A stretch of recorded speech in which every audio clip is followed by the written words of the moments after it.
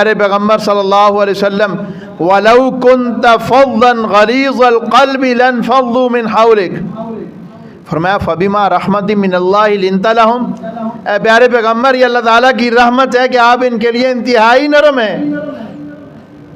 آج ہم نرم ہیں، لوگ اللہ کی پناہ مانگتے ہیں، جب ہم کسی سے بات کرتے ہیں لوگ ڈرتے ہیں، لوگ کہتے ہیں اللہ کرے یہ نہ بولے، یہ بول پڑا نا خام خواہ کچھ نہ کچھ گندی بولے گا۔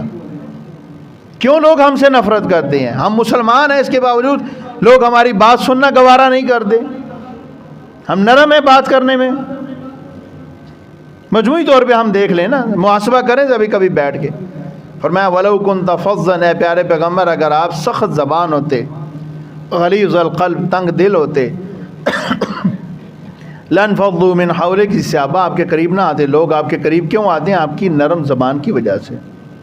اور انس بن مالک کہتے ہیں رسول اللہ صلی اللہ علیہ وسلم کی 10 سال خدمت کی ہے، کیا رسول اللہ صلی اللہ علیہ وسلم نہ تو سخت زبان تھے، نہ گالی دینے والے تھے، نہ لعنت کرنے والے تھے، نہ ہی آپ صلی اللہ علیہ وسلم فحش گو تھے، نہ ہی کسی کو طعنہ دیتے تھے۔ فرمایا آپ صلی اللہ علیہ وسلم کی زبان سے صرف حق ہی نکلتا تھا۔ اور فرمایا جب آپ صلی اللہ علیہ وسلم کسی سے ناراض ہوتے اتنی بات کہتے، اس کی ناک خاک آلود ہو یا اس کی پیشانی خاک آلود ہو، بس اتنی بات کہتے جب کسی سے ناراض ہوتے۔ اور آج ہم میں اور آپ کسی سے ناراض ہوتے کیا کرتے ہیں؟ وہ ہم خود جانتے ہیں، اس کو گالیاں دیتے ہیں، اس کو کیا کچھ کرتے ہیں، اللہ معاف فرمائے ہمیں۔ اور آپ صلی اللہ علیہ وسلم کی زبان مبارک کی ایک اور حدیث سن لیجئے، بات آگے چلاتے ہیں۔ آپ صلی اللہ علیہ وسلم جو کچھ بولتے، جو کچھ کرتے، جو کچھ کہتے صحابہ لکھ لیتے۔ ایک دن ایک صحابی لکھا کرتے تھے، انہیں لکھنا چھوڑ دیا۔ آپ صلی اللہ علیہ وسلم نے پوچھا بھئی پہلے تو تم لکھا کرتے تھے میری تمام باتیں، اب کیوں نہیں لکھ رہے؟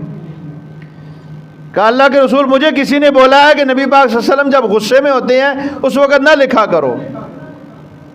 آپ صلی اللہ علیہ وسلم نے صحابی لکھ، اللہ کی قسم ہے جس کے قبضے میں محمد کی جان ہے، اس زبان سے سوائے حق کے کوئی بات نہیں نکلتی۔